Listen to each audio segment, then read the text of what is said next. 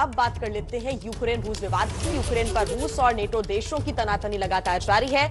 इस बीच इस टकराव का असर भारत पर भी पड़ने लगा है। पढ़ाई के लिए यूक्रेन गए हजारों भारतीय छात्र इस वक्त डर के माहौल में हैं। छात्रों के माता पिता सरकार से उन्हें वापस बुलाने की लगातार मांग कर रहे हैं। बता दें कि इस वक्त यूक्रेन में भारतीय मूल के तकरीबन 8,000 लोग बसे हैं, जबकि करीब 18,000 भारतीय छात्र यूक्रेन में अभी पढ़ाई कर रहे हैं। बड़ी बात यह है कि एबीपी न्यूज की खबर का असर हुआ है। बड़ी खबर इस वक्त आपको बता रहे, यूक्रेन में फंसे भारतीयों की सरकार ने सुध ली है और विदेश मंत्रालय ने मदद के लिए कई हेल्पलाइन नंबर भी जारी कर दिए हैं। साथ ही यूक्रेन की राजधानी कीव के फ्लाइट्स की संख्या बढ़ाने की भी बात कही गई है।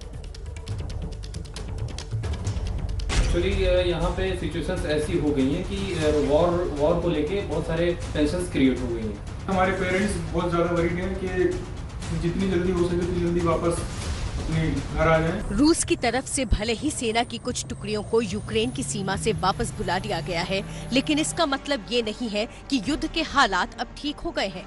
तनाव अभी भी मौजूद है। जंग नहीं होगी ऐसा कहा नहीं जा सकता। इसी डर की वजह से वहां फंसे भारतीय छात्रों ने भारत सरकार से मदद मांगी है। फिरोज अहमद पिछले 4 साल से यूक्रेन में है और MBBS की पढ़ाई कर रहे हैं। मुंबई में रहने वाला उनका परिवार बेहद चिंतित है। उनके भाई शकील अहमद के मुताबिक साइबर अटैक की खबर के बाद डर बढ़ रहा है। लास्ट नाइट मेरे भाई का अपडेट आया कि साइबर अटैक हुआ था, अकाउंट वगैरह फ्रीज हो गए थे, सबके अकाउंट खाली हो गए, जीरो हो गए। यही इंडियन गवर्नमेंट से हमारी दरखास्त इल्तिजा है कि जल्द से जल्द ये फैसला ले और अपने भारतीय मूल निवासियों को वहाँ से वापस निकाले। यही फिक्र इंदौर के 60 से भी ज्यादा छात्रों के माता पिता की भी है। घर वापसी कैसे होगी, इसकी चिंता इन्हें खाई जा रही है। एक तो बेहद कम फ्लाइट्स हैं, ऊपर से फ्लाइट का जो टिकट कुछ ही दिनों पहले 25,000 का था, अब वो कई गुना ज्यादा बढ़ गया है। और एक चिंता का विषय ये कि फ्लाइट के रेट जो अचानक बढ़ गए हैं, 25,000 से 2.5 लाख रुपए हो चुका है। तो हम चाहते हैं कि जो फ्लाइट की टिकटें हैं उन्हें यथावत रहे, जिससे कि हम मानसिक रूप से बहुत परेशान हैं, तो आर्थिक रूप से भी हम ना हो। हालांकि थोड़ी राहत की बात यह है कि एक तो जंग के बादल थोड़े से छटे हैं, जिसकी वजह से फ्लाइट की कीमतों में भी कमी आई है। यूक्रेन में तो हमारी यूक्रेनियन एयरलाइंस की डायरेक्ट फ्लाइट्स हैं, तो इसलिए लोग आ रहे हैं।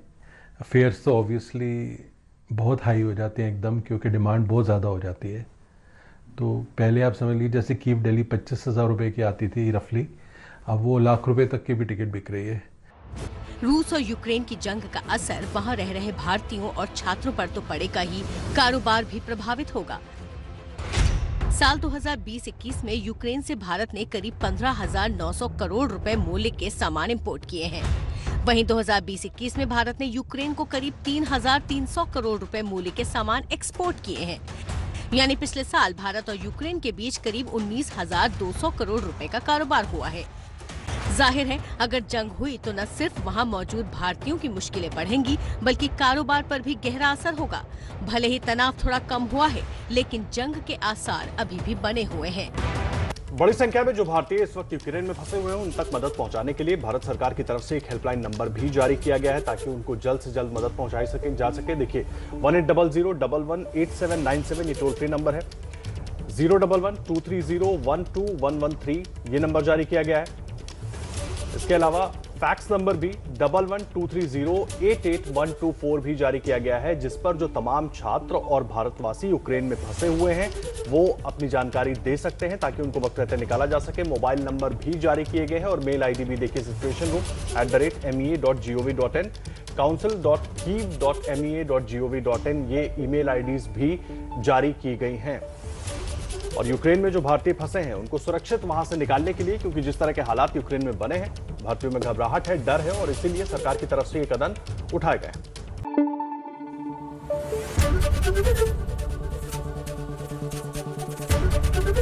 ABP न्यूज आपको रखे आगे।